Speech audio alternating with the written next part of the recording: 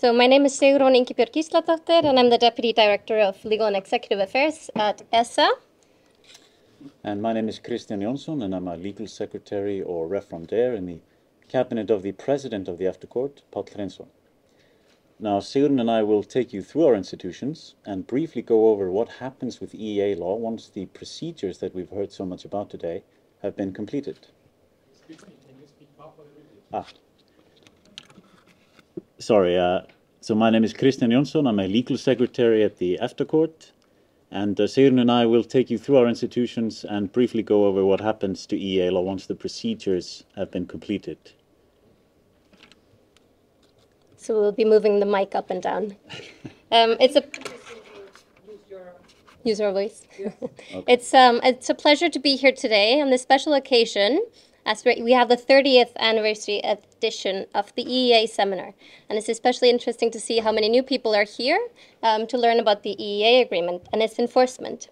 So we've been hearing about the magic behind the EEA agreement, the political cooperation involved, and how the law actually comes to be.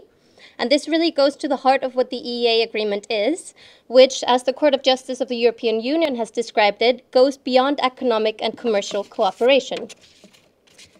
So Kristján and I will be talking about another special feature of the EEA agreement, which is its enforceability. And hear me out, I realize at this stage we're what separates you from the coffee break, and we're talking about judicial enforcement and monitoring of compliance.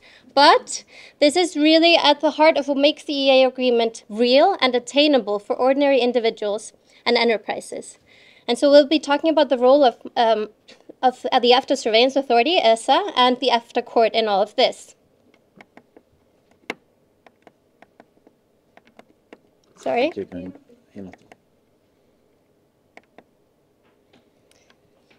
So ESA's role is essentially to monitor and ensure compliance with EEA law in the 3 EEA EFTA states. So that's Iceland, Liechtenstein, and Norway. And a key feature of this organization is that it operates independently from the states. And it serves to safeguard rights of individuals and undertakings under the EEA agreement. And that means ensuring these fundamental freedoms we've been talking about: free movement, fair competition, and control of state aid. And the source of this mandate is both in the EEA agreement itself, as well as in a separate international agreement called the Court and Surveillance Agreement. So here we have again one of the most popular slides of this event. And as you may have noticed, this morning we were at the top, which concerns more the political dimension. And here at the bottom we have more what one might describe as the consultative aspect of this chart. But now we're here at the middle, with ESA mirroring the European Commission with its surveillance function and decision-making powers, and the EFTA Court mirroring the Court of Justice of the European Union. And I think it's important to note that there is a void here. You've seen in the other slides that there are joint bodies, but here the EFTA states are self-policing. They've created these independent institutions responsible for the surveillance and judicial mechanism of the agreement without the involvement of the EU member states. That's why it's important to underline this self-policing nature of this structure. And this institutional setup, although one might be skeptical at first sight, has worked successfully for over 30 years, and both ESA and the EFTA Court have been instrumental in making the EEA agreement work. And next we'll put some faces to these institutions. So if we start with ESA, ESA's decision-making body is a college of 3 members, and each is nominated by a separate EEA EFTA state, and then they're appointed by all the 3 states together. And these 3 undertake the functions of the authority independently and completely free from political direction. And to put a face on the college, you see here in the center, that is ESA's president, Arne Røksund, who is nominated by Norway. On his left, and our right is Stefan Barika, who is nominated by Liechtenstein. And on the other side, you have Árni Páll Árnason, who is nominated by Iceland. So essentially, they're responsible for every single decision that ESA makes in the course of its mandate to ensure compliance with the EEA agreement. The day-to-day operations are obviously not only carried out by these 3 men, although they're very good at what they do. We have a staff of about 90 people, which is split into 4 departments. And there, essentially, we have two departments that investigate possible breaches of EEA law. The Internal Market Affairs Directorate, responsible for the 4 freedoms, including the circus, and Competition and State Aid Directorate, which is in charge of ensuring fair competition and that state aid is not granted unlawfully. And then the department that I belong to, the Legal and Executive Affairs Department, handles legal review of decisions for college and litigation at the European courts.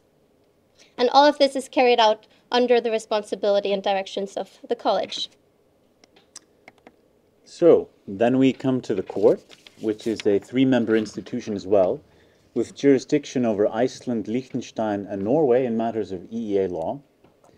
Now, the EFTA Court largely corresponds to the role of the Court of Justice of the European Union under EU law. However, there are certain differences that we'll go into in later slides. As with the Surveillance Authority, each EFTA state nominates 1 member, who is then appointed by common accord of the 3 EFTA states. The court is currently composed of Páll Hreinsson, President, from Iceland, Bernd Hammermann, the judge from Liechtenstein, and Mikael Raetzen, the judge from Norway. And the judges always sit as 1 chamber of 3 in every case. There is no chamber of 1. So they decide all cases together. And the jurisdiction of the court is something that we'll look at in closer detail in later slides. So a little bit about what ESA does. So as we mentioned, the EFTA Secretariat ensures that the implementation takes place into the EEA agreement, but that's not what's special about the EEA agreement per se. It's rather that we have these international laws that are then taken into the national legal orders, and normal individuals can rely on them. It's not only something that occurs between states.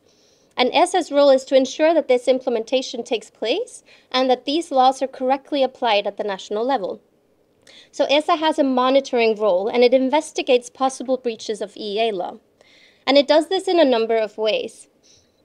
First, we're informed by the states when an implementation has taken place.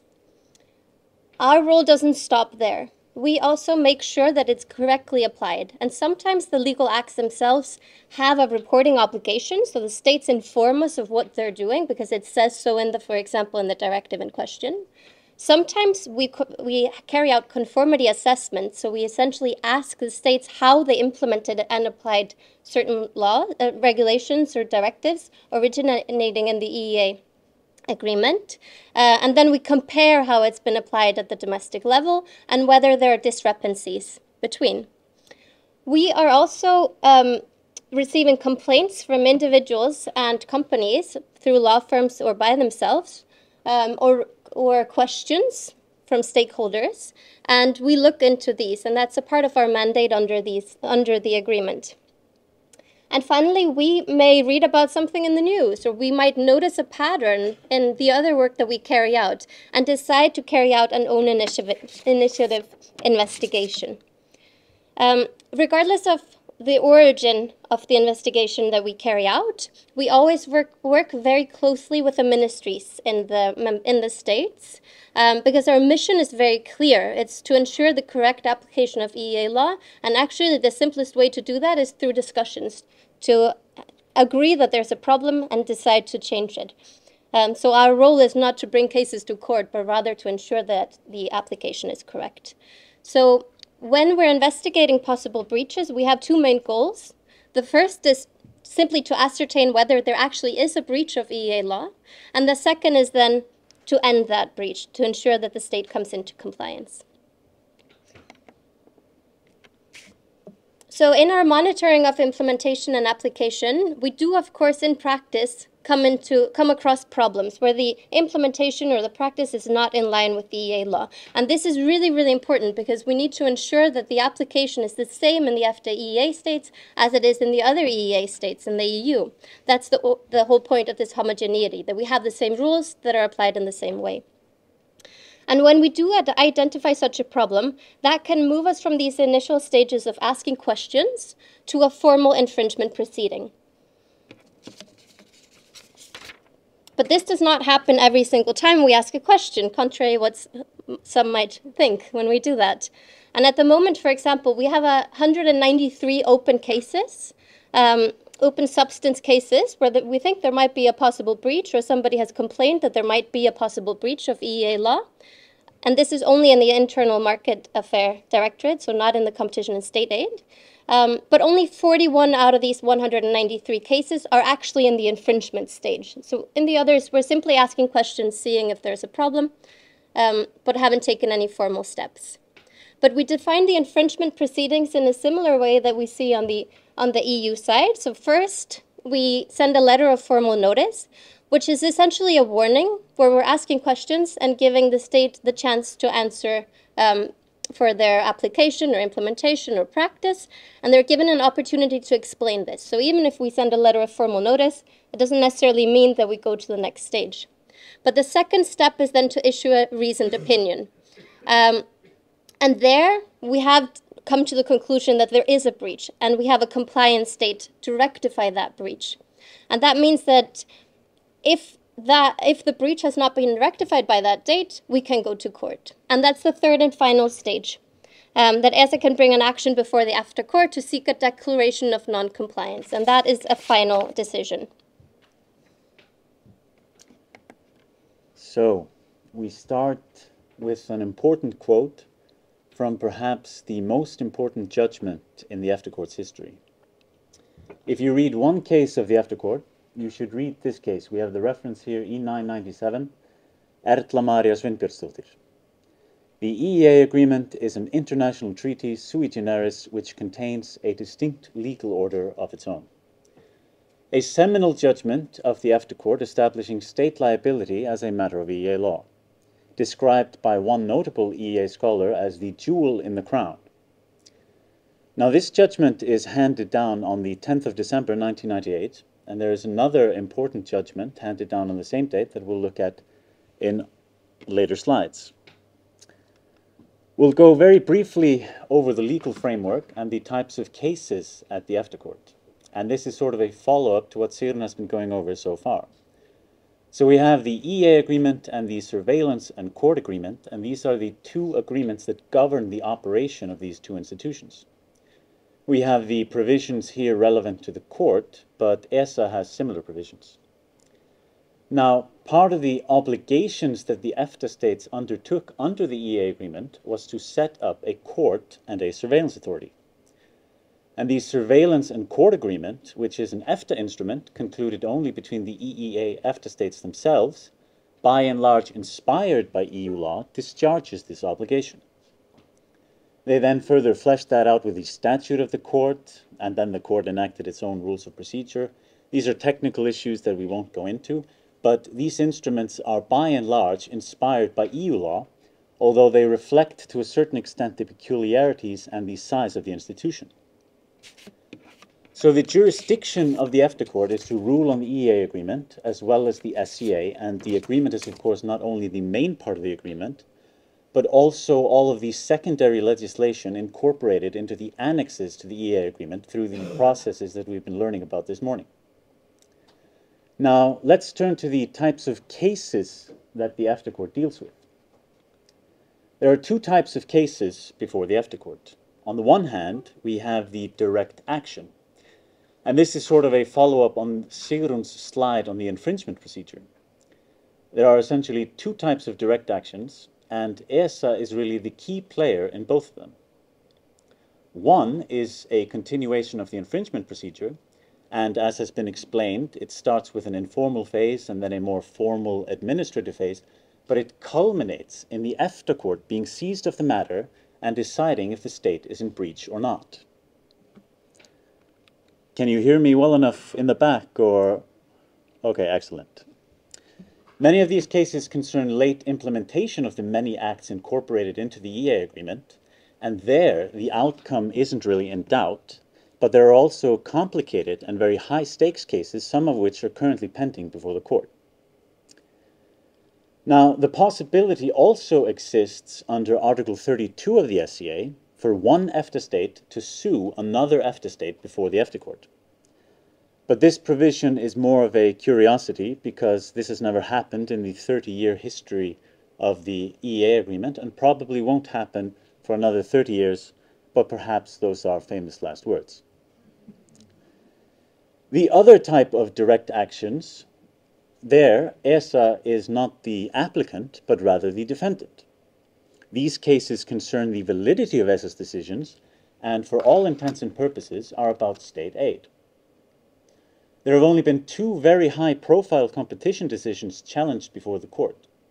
And in those cases, ESA imposed fines on two Norwegian undertakings, Posten Norge and Telenor, for abuses of a dominant position. But as I mentioned, these cases are mostly on state aid. Now, on the other hand, we have the advisory opinion cases. And for those of you familiar with EU law, this should be recognizable. The advisory opinion procedure mirrors the preliminary ruling procedure of the Court of Justice. In the EU, a preliminary ruling is requested by a national court of an EU member state. Similarly, the national courts of the 3 EFTA states can refer questions to the EFTA court, who will then render an advisory opinion. And these types of cases are not initiated before the EFTA court, like the direct action by ESA or against ESA. These are cases pending before a national court and concern EEA law issues.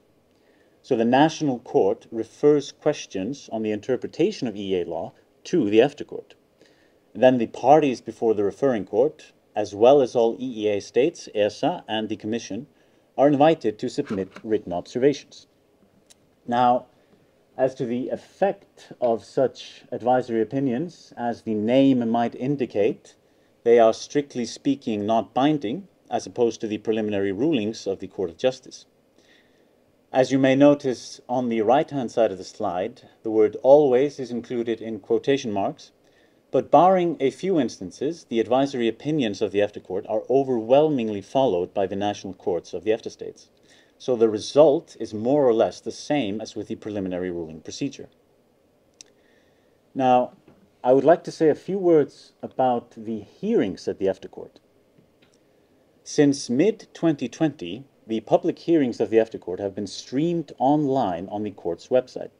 And this includes oral hearings in cases, as well as delivery of judgments. And this was originally in response to the pandemic, but the streaming has been so successful that it's been maintained ever since. When the court's rules of procedure were revised in 2022, a provision was specifically included dealing with this issue, and the court subsequently adopted its decision on participation in oral hearings via video conference equipment. And this decision distinguishes between advisory opinion proceedings and direct actions. In advisory opinion proceedings, the parties, which includes the various EEA states, are generally permitted to participate via video conference equipment. In direct actions, however, the main rule is that the parties must plead in person. However, for interested parties, that is to say those submitting written observations without being parties to the case, such as EEA states, for example, they are allowed to participate under the same conditions as in the advisory opinion procedure. Now, the rules do allow for exceptions to be made in direct actions upon a recent application by a party so that they can participate remotely. Now, the experience with the remote participation in the hearings and the streaming has hitherto been very successful. It has allowed the parties before the referring court greater participation in the hearings, especially in cases where they wouldn't have been able to make the trip to Luxembourg. And in my experience, there hasn't been a decrease in the number of parties pleading in person, but rather an increase in the total number of participants. Especially, for example, for individuals who might not have the resources to make the trip to Luxembourg. And that's why, to my mind, this is an important measure to increase transparency in the administration of justice, as well as ensure greater access to justice and equal access to justice. Because the parties, which in certain instances might be individuals before administrative appeals courts, might not have, as I mentioned, the resources to make the trip to Luxembourg. Now, I would like to note that it is normally Olav Reynason, the registrar of the EFTA court, that gives this presentation. However, he could not be with us here today because he is currently attending a hearing at the EFTA court along with the judges. Now, if we don't have any technical difficulties, and there's been a lot of them this morning, so I'm not very optimistic, we should be able to watch the action live from Luxembourg on the next slide. Oh, you're so brave. Arieta. Can you? Here we can see the action live from the premises of the EFTA court in Luxembourg. This is no joke. We're seeing it maybe 5-10 seconds after it's happening. This is truly a public hearing fit for the 21st century. And watching the stream really does give you one of the best seats in the house. And I can tell you from experience that it definitely beats seeing the back of the pleaders' heads when you're sitting in the audience. Although there may be more excitement when you're in the room itself. Now, we'll just take a few seconds to take this in. This is live, people. This is live. And it's working. And it worked. More It worked. importantly. Excellent. Anyway, we'll go on to more or less interesting stuff. Can you put on the next slide? No, It doesn't. Yes, this one. So going back to the case law of the EFTA court. Now, homogeneity is certainly the key word of the EEA agreement, and it has been the leitmotif of the EFTA court's case law for over 3 decades.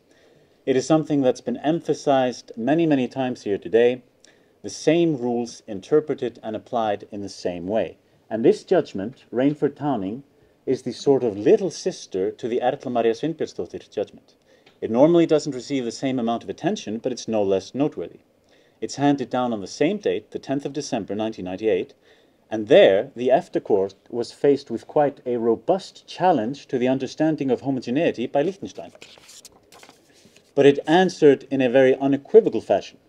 If it says the same, it means the same. In essence, if a provision of EU law is taken over into the EEA agreement, whether it's the main part or one of the acts incorporated, the starting point is always that it means the same. And it's something very exceptional for it not to mean the same, and that's very rare. So we've been describing our institutional setup here on the EFTA EEA side and ways of monitoring and ensuring that the EEA agreement is functional, reliable, and that rights stemming from this agreement are actually achievable in practice. And Christian has been describing some case law from the EFTA court where we go to the core of this, throwing in some Latin words like sui generis, which means of a special nature.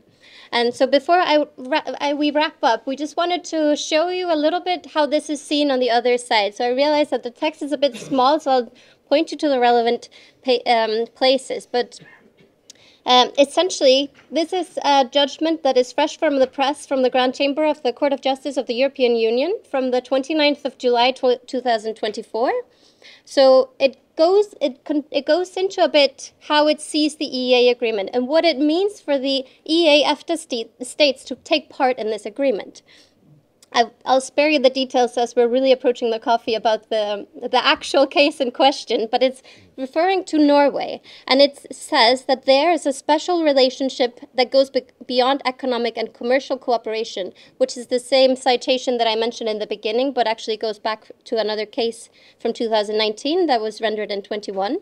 But there it says, so the preamble to the EEA agreement, there, the contracting parties express their mutual trust and confidence in the structure and functioning of their legal systems and their ability to guarantee a fair trial. And it goes on to say that these specific relations between the European Union and certain EEA member states cannot, however, be extended to all third countries. So the EEA agreement comes with benefits, but to enjoy these, there are also obligations. And because we put in that work, we have this mutual trust between the EU and the EFTA EEA member states. And a part of this is that we have this self-policing system that is reliable and independent, and we have a court where these rules can be enforced. And this is really at the core of what makes the EEA agreement special and creates this mutual trust that we have. So thank you.